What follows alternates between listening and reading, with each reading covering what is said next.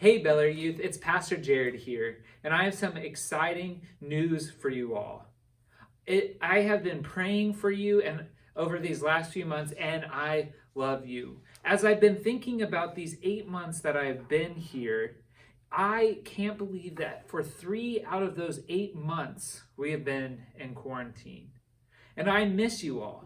I miss seeing you in person. While Zoom has been great for what it is, I miss being in person with each and every one of you.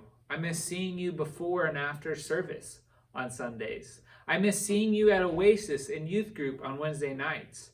And I miss seeing you at other church events or around town or even in your home or my home.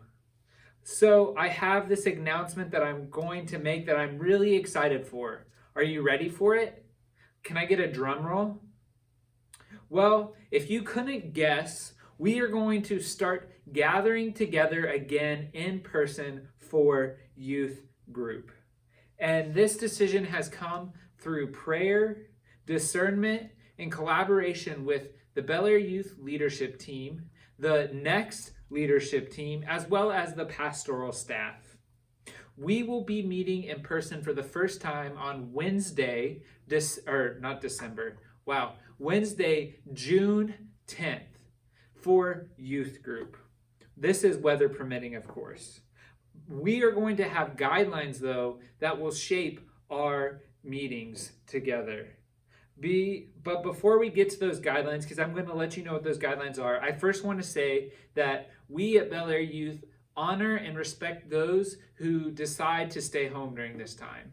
We understand that safety is important, and for your family, that might be the most safe choice to make. And we understand it. We love you. We wish you could be with us in person, but we totally understand and get it. And we will still try to figure out ways to engage with one another online during this time. But for those who have decided that they can take the step to meet with us in person, we will have some guidelines because we want to promote safety for everyone who gathers with us in person. And these guidelines have been looked at by some of the Bel Air Youth leaders, by our pastoral staff, and by medical professionals in our community. And the guidelines are these. Activities are going to be done outside, and we're going to restrict use of the building for only emergencies. Masks must be worn except for when we are playing games that might cause us to run or when we are sitting down for teaching time.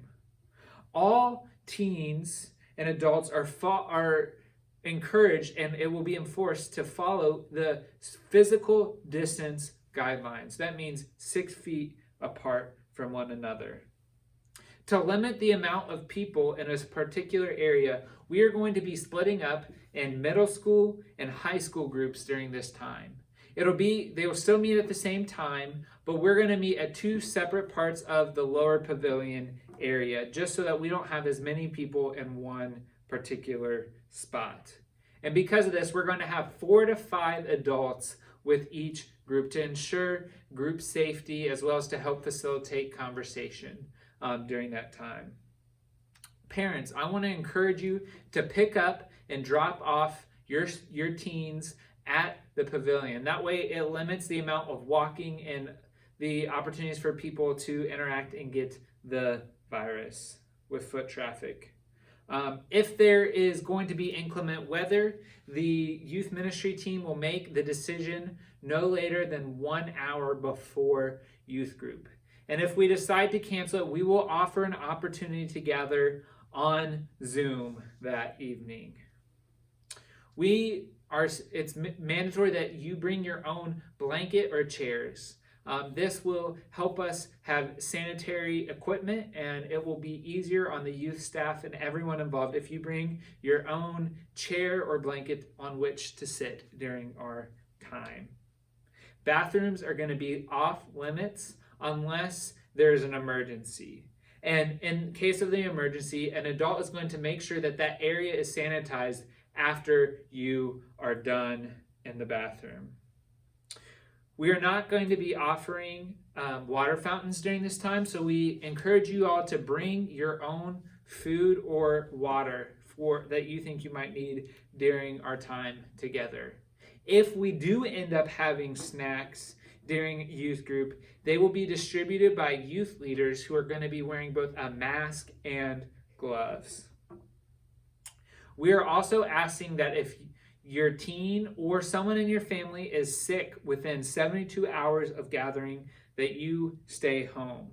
These symptoms include, but are not limited to, fever, cough, sore throat, shortness of breath, loss of taste or smell, headache, diarrhea, or muscle aches. We are not going to force temperatures to be taken, but we ask that if you have a temperature or one of your family members have a temperature over 100, that you stay home. And this is a one-time only guideline. We ask that each family brings either Clorox wipes or hand sanitizer for each one of their students the first time that we gather, to ensure that everything is wiped down, to ensure that everyone is sanitizing safely during our gatherings. And lastly, if a teenager shows repeated disregard for any of the guidelines that are mentioned, we will pull them aside and talk with them. And if they choose to continue to go against these guidelines, then we will have to ask the guardians to come pick them up.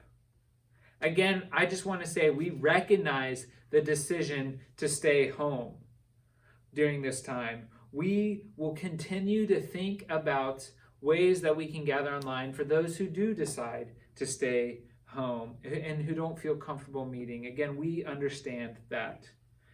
If your teen is going to gather with us in person, we ask that you sit down with them beforehand to talk with them about these guidelines.